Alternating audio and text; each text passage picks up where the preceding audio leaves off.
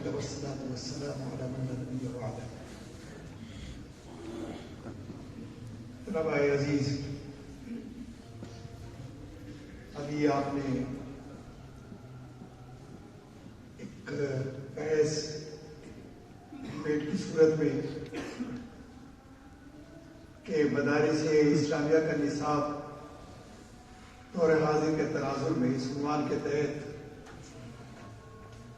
آپ نے ملاحظہ کی اور مختلف افکار و نظریات اور اس کی ترجمانی ہمارے سامنے آئی. سب سے پہلے تو میں اس پروگرام میں تمام شرکاء کو دل کی گہرائیوں سے مبارکباد پیش کرتا ہوں کہ جس باریک بینی کے ساتھ موضوع متعلق کا مطالعہ کیا گیا اور اس کو جس طریقے سے جس ڈھنگ سے اس کی ترجمانی کی گئی وہ یقیناً لائق ستائش ہے. دراصل اس پروگرام کا اور اس اسٹیج کے قیام کا مقصد بھی یہ ہے کہ طلباء کی ذہنی صلاحیتوں کو سمجھیے کہ محفوظ ملے اور خارجی مطالعہ اور موجودہ احوال اور موجودہ دور کے تقاضوں سے ان کو واقفیت ہو. کوئی مجھے بہت لمبی چوڑی بات نہیں کہی، مختصر طور پر ایک چیز کو یہ سمجھ لیجیے کہ ایک اصول اور ایک کلیہ ہے اور اس کی بے شمار مثالیں تاریخ کے صفحات پر درج ہیں، دور قدیم سے لے کر دور جدید تک. اگر ہم تاریخ کا مطالعہ کرتے ہیں تو ایک حقیقت ہمارے سامنے آتی ہے اور وہ یہ ہے کہ اس دنیا کے اندر جتنی بھی فاتح اقوام ہوئی انہوں نے مفتوح اقوام پر اپنے نظریات اور اپنے افکار، اپنے خیالات اور اپنی چیزوں کو بالجبر تھوپا ہے.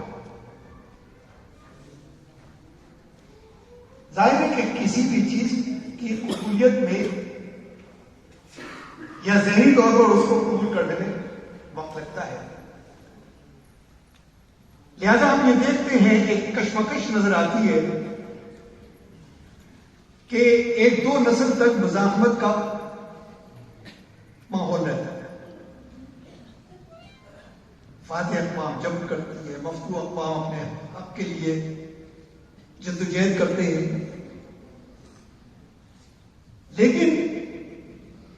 فاتح اقوام کے پاس وسائل بھی ہیں،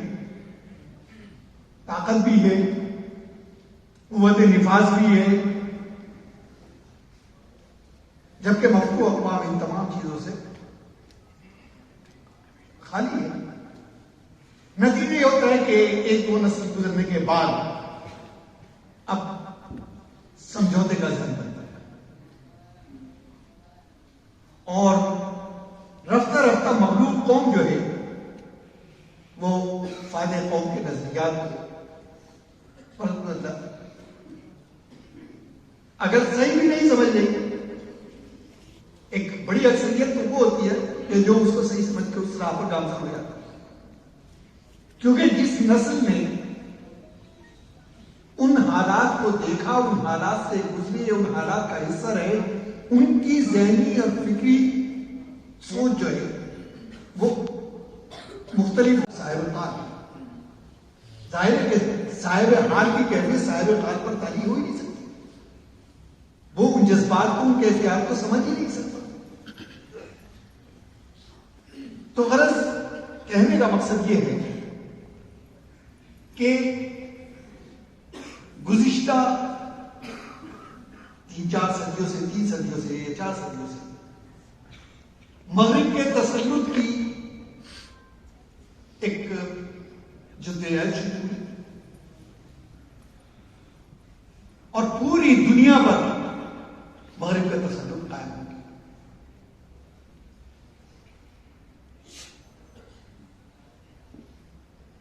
اور انہوں نے مفتوح اقوام، کیونکہ اب مفتوح اقوام وہ نہیں ہے کہ مطلب کسی جگہ جا کر حکومت کرے، یا جیسا کہ انگریزوں نے 200 سال یہاں پر حکومت کی، بلکہ اب یہ ہے کہ ان ذرائع پر، ان مسائل پر کنٹرول کر لیا جائے کہ جو قوموں کے لیے ناگزیر ہوتی ہے۔ ظاہر ہے کہ معاشرات اور اقتصادیات جو ہے وہ قوموں کے لیے یا ارتقاء کے لیے ریڑھ کی ہڈی ہوتی ہے۔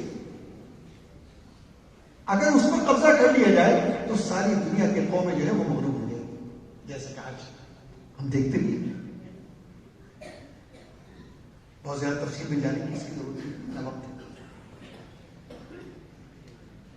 چنانچہ اس کا نتیجہ یہ ہوا کہ وہ افکار، وہ نظریات، وہ خیالات، وہ رجحان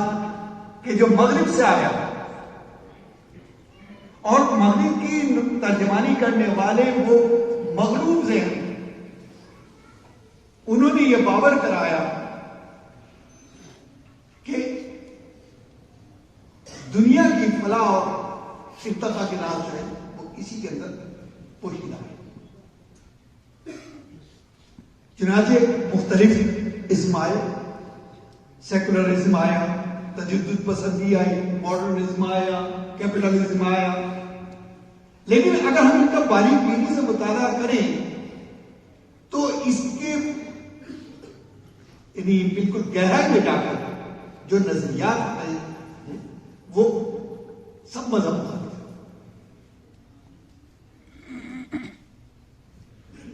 اس سے یہ ذہن بنا کہ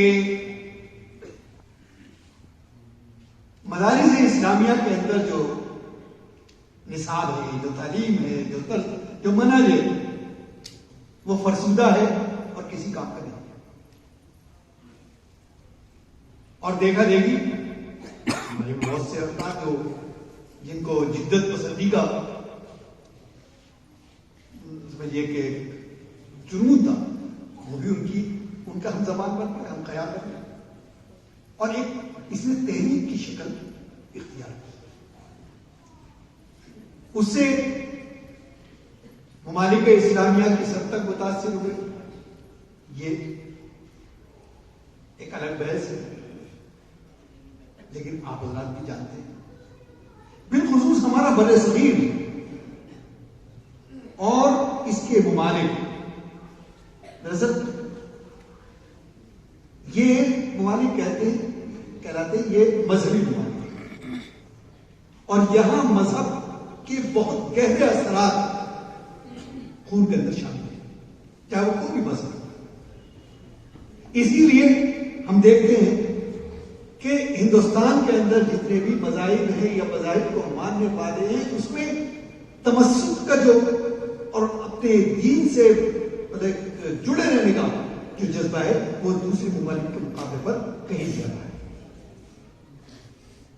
کیونکہ اس ملک کا مزاج جو ہے وہ مذہبی ہے۔ لہذا ایسے میں اب ہم آتے ہیں اپنے موضوع کی طرف کہ ایسے میں یہ کہنا کہ مدارس اسلامیہ کا نصاب کے اندر وہ جان نہیں رہی کہ وہ زمانے کا ہمان ہو سکے، یا مختلف اعتراضات جو تجدد پسند لوگوں کی طرف سے وارد ہوئے، اس میں افراط اور تفریط کا پہلو زیادہ ہے۔ جو اس کی حمایت میں گئے وہ اس سرحد پر پہنچ گئے کہ جہاں مطلب بالکل تعطل اور جمود کی کیفیت ملی۔ جو دوسری طرف گئے وہ حریت کے دوسرے انتہا پر پہنچے، انہوں نے تمام چیزیں دی، ضرورت ہے اعتدال کی، اور اعتدال کا راستہ کیا ہے اور اس کا طریقہ کار کیا ہے، وہ آپ کو بہت بڑی ذمہ داری آتی ہے، کیونکہ العلماء ورثۃ الانبیاء، آپ انبیاء کے ورثہ ہیں۔ کیا اس دور میں مسائل نہیں تھے؟ ترقی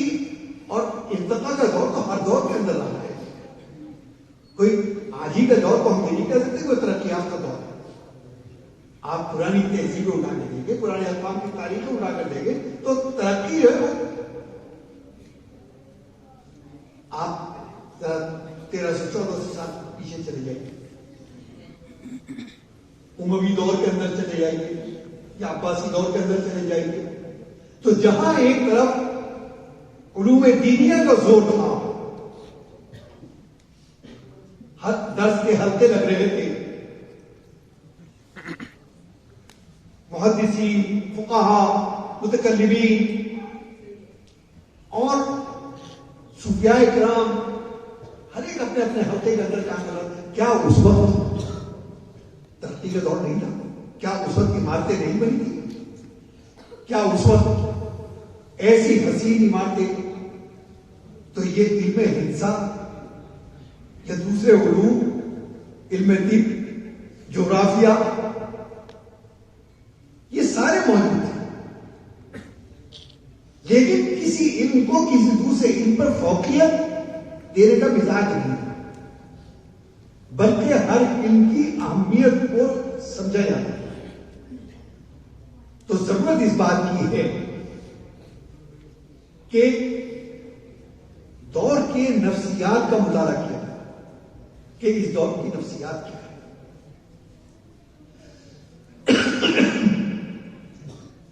جیسا کہ ابھی اسی ڈیبیٹ میں ولی ابراہیم نے حوالہ دیا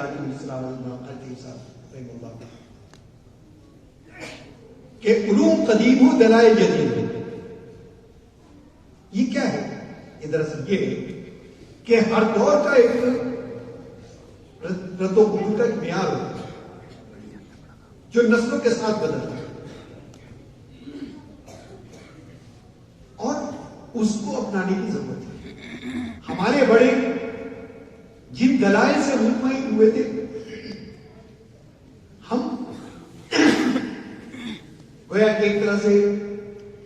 دور بدل گیا, ذہن بدل گیا, فکر بدل گیا, انداز پود و باش بدل گیا, لباس پوشاک بدل گیا, چیز بدل گئی, تو ظاہر ہے کہ ہمارا فکر بھی بدل گیا, تو رد و قبول کے معیار کیسے نہیں بدل گئے؟ آج آپ چھوٹے بچوں کو مطمئن نہیں کر سکتے. ہمیں یاد ہے کہ اگر ہم سے کوئی غلطی ہو جاتی تو ہمارے بڑے جو انداز اختیار کرتے تھے وہ ہمارے لیے اصل انداز ہوتا. مثلا ہم باہر گئے تو میری والدہ کہا کرتی تھی کہ تم کچھ بھی کرو گے فرشتہ آگے مجھے اطلاع کرتے, اور ہمیں اتنا یقین تھا اس بات پر کہ ایسا ہوگا. چنانچہ ایک مرتبہ ایک نمائش لگی ہوئی تھی, ہم وہاں چلے گئے, بچپن کا دور. وہاں ہمارے ایک ماموں مل گئے, وہی تھے فرشتے, انہوں نے جا کے اطلاع کر دی. لیکن یہ کیا تھا کہ لیکن آج آپ بچوں کو یہ کہہ کر مطمئن نہیں کر سکتے, کیونکہ وہ جس دور کے اندر پیدا ہوئے ان کے رد و قبول کا معیار بدل گیا. آج آپ کو ان کے مطابق دلائل فراہم کریں, اور وہ کیسے ہوگا کہ ایک ہے علوم عالیہ, اور اس میں ذمہ داری کیا ہے کہ سب سے پہلی ذمہ داری یہ ہے کہ آپ اپنی تعلیم کے اندر گہرا درد پیدا کریں, کیونکہ ہمارا دعویٰ ہے کہ اسلام دین فطرت ہے, اور دین فطرت ہونے کا معنی یہ ہے کہ قیامت تک آنے والے ادوار اور اس کے مسائل اور اس کے منائج کا حل اگر موجود ہے تو صرف اسلام ہے, باقی کوئی بھی کسی کا بدلا نہیں کر سکتا. تو جب اتنا بڑا ہم دعویٰ کر رہے ہیں تو ہم نے یہ کیسے سوچ لیا کہ آج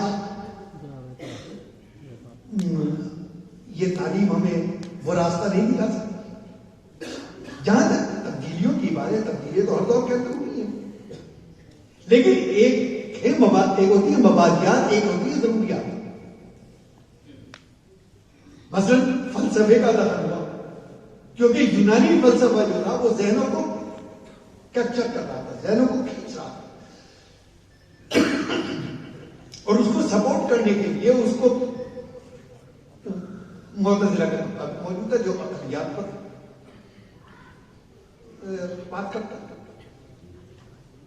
چنانچہ یونانی فلسفے کو گویا بقول جزے کے مسلمان کیا گیا اور بچے کا فلسفہ نصاب کا حصہ بنایا گیا تاکہ ان کے مقابلے میں آپ وہ دلائل انہی کی زبان میں انہی کے اسلوب میں آپ فراہم کر سکتے. آج کمپیوٹر کا دور ہے, انٹرنیٹ کا دور ہے,